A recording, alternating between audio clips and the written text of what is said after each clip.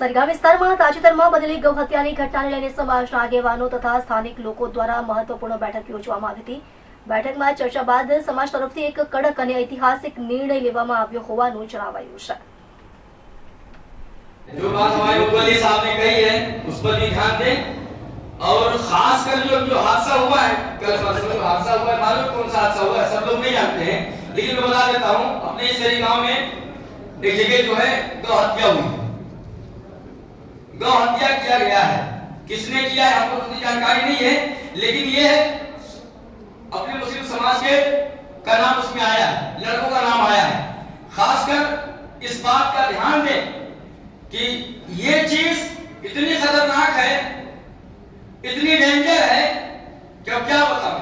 अगर कभी कोई इस काम में मुलविस पाया गया, कभी कोई अगर काम में मुलविस पाया गया तो यहाँ की न समाज उसका साथ देगा, न यहाँ की कोई कमेटी साथ देने वाली है। इसलिए इस बात का खास ख्याल रखें।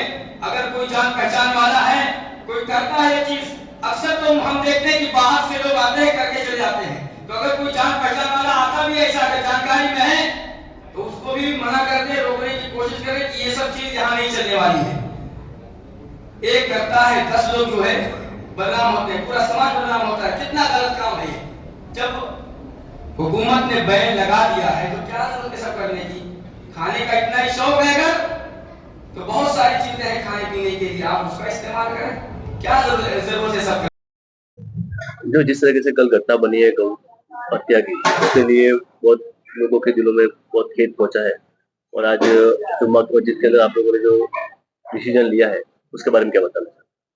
समस्त मुस्लिम समाज सरीगांव के तरफ से हम लोग इस घटना की कड़ी निंदा करते हैं और हमारे सरीगांव मुस्लिम समाज ने ये ऐलान किया है कि इस तरह की जो भी घटनाएं घटती हैं और जो इसमें दोषी पाए जाते हैं उनको उसकी हमेशा हम लोग विरोध करते रहेंगे। और आगे भी हम लोगों ने 5 सितंबर 2020 को बिलाड़ पुलिस चौकी में जाके एक आवेदन पत्र भी दिया था कि इस तरह की जो घटना घट रही हैं उस पर आप लोग भी ध्यान दें।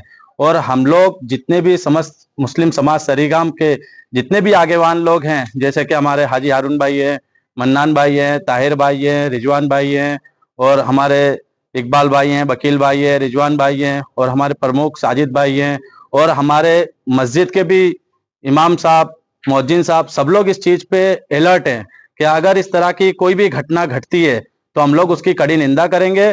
और इस तरह का अगर कोई दोषी पाया भी जाए तो उसको सरीगांव में रहने भी नहीं देंगे।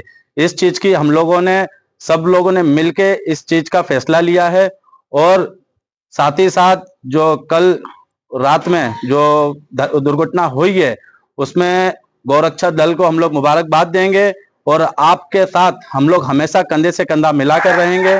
और साथ ही साथ सरकार में जो हमारे एमएलए साहब हैं रमन भाई पाटकर, हमारे सरीगांव के प्रथम नागरिक हैं सहदेव भाई सरपंच, और युवा शक्ति चैरिटेबल ट्रस्ट के चेयरमैन है राकेश भाई राय, और व्यापारी एसोसिएशन के प्रमुख कमलेश भाई शाह, और विश्व हिंदू परिषद के जिला अध्यक्ष हमारे पीयूष भाई शाह, सरीगाम के अंकित भाई शाह, और बजरंग दल अपना गौरक्षा दल और अग्निवीर सेना के जो भी प्रमुख हैं उमेश भाई और लाला भाई, हम लोग उनसे हमेशा कंधे से कंधा मिलाकर खड़े रहेंगे और ऐसे दोषियों को सरीगांव में रहने नहीं देंगे।